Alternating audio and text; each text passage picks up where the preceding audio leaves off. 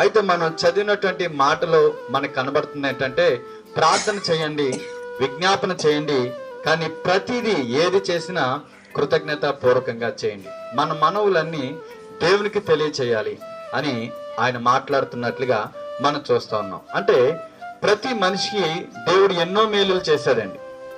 మనం అడిగినవి దేవుడు ఇస్తా ఉన్నాడు, మనం అడగనివి కూడా దేవుడు ఇస్తా ఉన్నాడు. సర్వసాధారణంగా మనం దేవుని ఏం అడుగుతాం?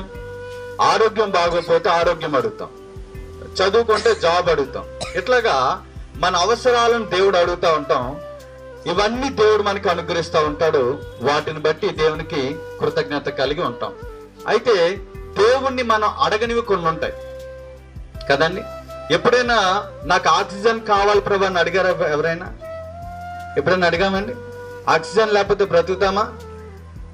చెప్పండి, బ్రతుకుతామా? ఎంత అవసరం అది మనకి, చాలా అవసరం. కానీ ఎప్పుడు మనం అడగలేదు. కానీ దేవుడు ఎప్పుడు మనకి ఆక్సిజన్ ఆపలేదు. ఆమేన్.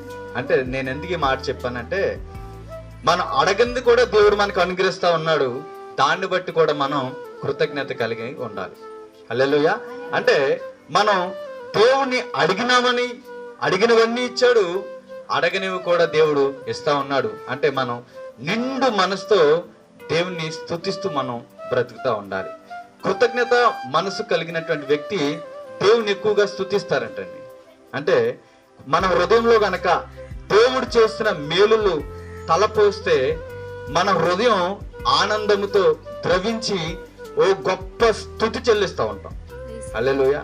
అలాంటి స్తుతులు మనం చెల్లిస్తూ ఉండాలి. అది ఈ వాక్యంలో మనకి కనబడుతుంది. అంటే మనం ప్రార్థన చేస్తాం, విజ్ఞాపన చేస్తాం, వీటన్నిటికంటే ముందుగా కృతజ్ఞత కలిగిన మనసుతో దేవుడు ఎన్నో మేలులు చేసి ఉంటాడు కదండి. మనకి కోకొల్లలుగా లెక్కకు మించిన మేలులు చేసి ఉండొచ్చు.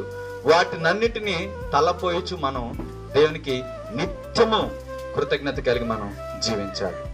ఇంకొక మాట ఏంటంటే, మనం కీర్తనల గ్రంథంలో చూస్తేనండి దాదాపుగా 70 కంటే ఎక్కువ కీర్తనలు రాశాడు దావీదు కదండి.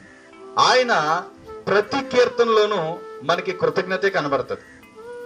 ఆయన బాధలో ఉన్నప్పుడు కొన్ని కీర్తనలు రాశాడు, సంతోషంతో ఉన్నప్పుడు కూడా కొన్ని కీర్తనలు రాశాడు, ఒంటరిగా ఉన్నప్పుడు కీర్తనలు రాశాడు, పారిపోతూ ఉన్న టైంలో కూడా కీర్తనలు రాశాడు. కానీ ప్రతి కీర్తనలో కామన్ గా కనిపించే పాయింట్ ఏంటంటే కృతజ్ఞత. ఏంటండి? పారిపోయేటప్పుడు కృతజ్ఞత ఉంటుందండి ఎవరికైనా? ఒంటరిగా ఉన్నప్పుడు కృతజ్ఞత అనేది ఉంటుందా? ఏదన్నా జరగరానిది జరిగినప్పుడు కృతజ్ఞత అనేది ఉంటుందా? కానీ దావీదులో అది మనకు కనపడదండి. ఎందుకంటే దావీదు నిత్యము దేవుని వైపు చూస్తూ ఉండేవాడు. దావీదుకి తెలిసినటువంటి విషయం ఏంటంటే, దేవుడు నా జీవితంలో ఏది అనుమతించినా అది నా మేలు కొరకే, అది నా మేలు కొరకే అనుమతిస్తాడని ఆయన నమ్మాడు. కాబట్టి ఆయన జీవితంలో ఎలాంటి పరిస్థితులు వచ్చినా ఎప్పుడు దేవునికి దూరం అయిపోలేదు. కాబట్టి మనమందరం కూడా దేవునికి కృతజ్ఞతలు చెల్లిస్తూ ఉండాలి. మరి ఇక్కడ ఉన్నటువంటి మనమందరం కానీ ఎప్పుడు కూడా దేవుడు ఏ పరిస్థితిని మన జీవితంలో అనుమతించినా దాన్ని బట్టి ఏదో ఒక మేలు జరుగుతుంది, ఏదో ఒక కార్యం మనకు జరుగుతుందనే మనసు కలిగి దేవుని వెంబడిద్దాం. దేవుడు అటువంటి కృప మనకు అనుగ్రహించును గాక. ఆమేన్.